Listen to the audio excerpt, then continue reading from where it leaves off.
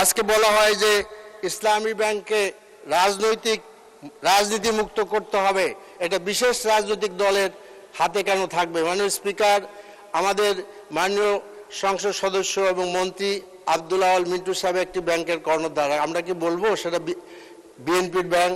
আমরা কি ঢাকা ব্যাংকে বলবো? মির্জা আব্বাস সেখানে ডাইরেক্টর, সেটাকে কি আমরা বলবো আপনার বিএনপির ব্যাংক? অথবা আমাদের আব্দুল জলিল সাহেব যে ব্যাংকের ডাইরেক্টর ছিলেন সেটাকে আওয়ামী লীগের ব্যাংক বলবো? আমাদের মাননীয় সংসদ সদস্য মার্দিয়া মমতাজ 2 মিনিট লেফট রাখছেন, ওটা আপনি আমাকে দিতে পারেন।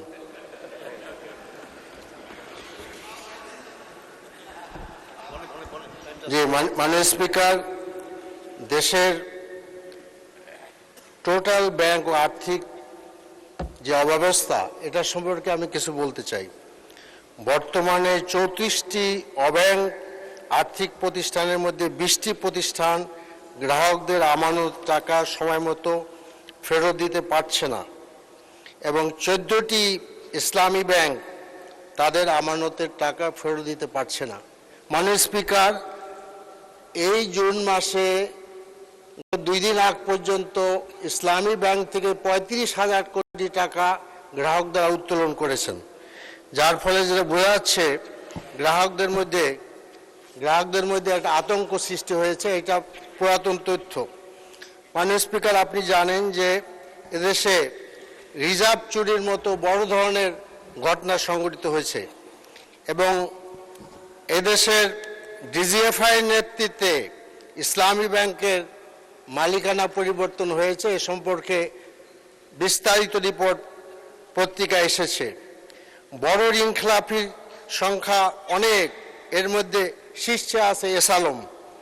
মাননীয় স্পিকার, আন্তর্জাতিক রেটিং এবং খেলাপি ঋণের তুলনামূলক যে বিশ্লেষণ, সেই বিশ্লেষণে রেটিং আগে পজিটিভ ছিল, এখন সেটা নেগেটিভে চলে গেছে। সেটা যদি না হয়, পজিটিভ না হয়, তো আমরা ঋণ পাবো না।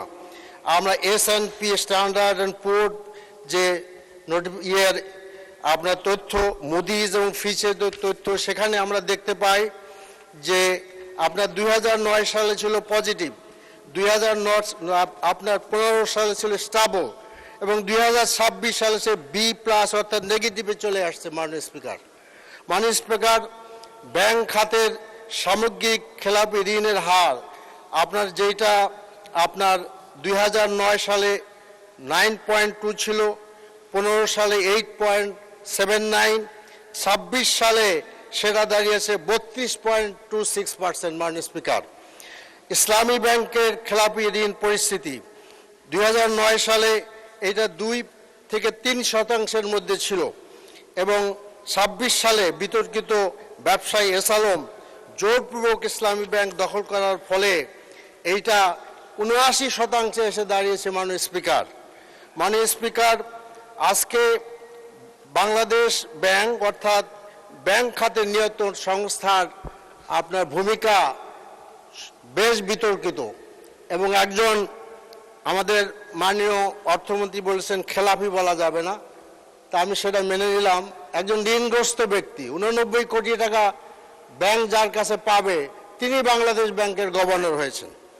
মাননীয় স্পিকার, আজকে ইসলামী ব্যাংক এসালমের গ্রুপে হাতে তুলে দেওয়ার ফলে আজকে ইসলামী ব্যাংক হাজার কোটি টাকা আপনার দেশের বাইরে পাচার হয়ে গেছে। সাইপ্রাসের মতো আপনার একটি দেশ ইসলামী ব্যাংকের এসালামের সম্পত্তি আপনার বাজেয়াপ্ত করেছে। একসময় এদেশের ডলারের রেট ছিল 84 টাকা, আজকে সেই ডলার 126 টাকায় চলে গিয়েছে। IMF এর কাছে আমাদেরকে দ্বারস্থ হতে হয়েছে দেশ চালানোর জন্য। তা IMF এর মূল্যায়ন, IMF বলছে যে বেশ কয়েকটি বিষয় আমাদেরকে নজর দিতে হবে। প্রথম হলো খেলাপি ঋণের প্রকৃত রূপ প্রকাশ। মাননীয় স্পিকার, আজকে খেলাপি ঋণের প্রকৃত রূপ প্রকাশ পায় না, সেখানে উইন্ডো ড্রেসিং হয়, কাজে সেটা দিতে হবে। তারা বলছে রাষ্ট্রায়ত্তের ব্যাংকের খেলাপি ঋণ কমানো, ব্যাংক তদারকির দুর্বলতা, পর্ষদ পুনর্গঠন, ওয়ার্ল্ড ব্যাংকের মূল্যায়ন ও আর্থিক ক্ষতির ঝুঁকি। আর্থিক খাতকে অর্থনীতির অন্যতম প্রধান ঝুঁকি হিসাবে বলা হচ্ছে। আজকে আমাদের ব্যাংকগুলো তারল্য সংকটে ভুগছে। মাননীয় স্পিকার, তাই কোনো ব্যাংকে আরেকটি কথা হলো 5টি ব্যাংকে একত্রিত করা হয়েছে। আজকে ইন্টারন্যাশনাল স্ট্যান্ডার্ড হলো আপনি যখন কোনো ব্যাংকে একত্রিত করবেন একটি অ্যাসেট ভ্যালুয়েশন আপনার মূল্যায়ন করা দরকার। সেটা না করেই 5টি ব্যাংকে একত্রিত করে দেওয়া হচ্ছে। মাননীয় স্পিকার, আপনি আর 2 মিনিটে শেষ করেন, ঘড়ির দিকে তাকিয়ে বলবেন দয়া করে। 2 মিনিট করেন। 2 more minutes। জি, তো আমি বলছিলাম যে এখন আমার আগামী দিনের যে সমস্ত পরামর্শ আমি রাখতে চাচ্ছি, একথা বলে শেষ করতে চাচ্ছি, সেটা হলো আপনার ব্যাংক কোম্পানি আইন সহ বিভিন্ন ব্যাংকিং আইনের প্রয়োজনীয় ও বৈপ্লবিক সংশোধন, সুশাসনের জন্য সুপারিশমালা, IMF ও বিশ্ব ব্যাংকের সংস্থার প্রস্তাব সহ এবং তথ্যের অবাধ প্রবাহ ও গণমাধ্যমের প্রবেশাধিকার নিশ্চিত করা, ভালো গ্রাহকদের প্রণোদনা দেওয়া, প্রকৃত চিত্র এবং কৃত্রিম উইন্ডো ড্রেসিং বন্ধ করা। মাননীয় স্পিকার, আজকে শুধু ইসলামী ব্যাংক নয়, সরকারি খাতের ব্যাংকগুলো উইন্ডো ড্রেসিং করে তাদের আপনার রিপোর্ট প্রকাশ করে। এরপরে রাজনৈতিক প্রভাব মুক্ত পর্ষদ তৈরি করা। এরপর বলা হচ্ছে যে পর্ষদেরকে সরাসরি দায়বদ্ধতা করা। যখন রিং স্যাংশন হয় তখন অফিসারদের ধরা হয়, কিন্তু ডাইরেক্টরদের ধরা হয় না।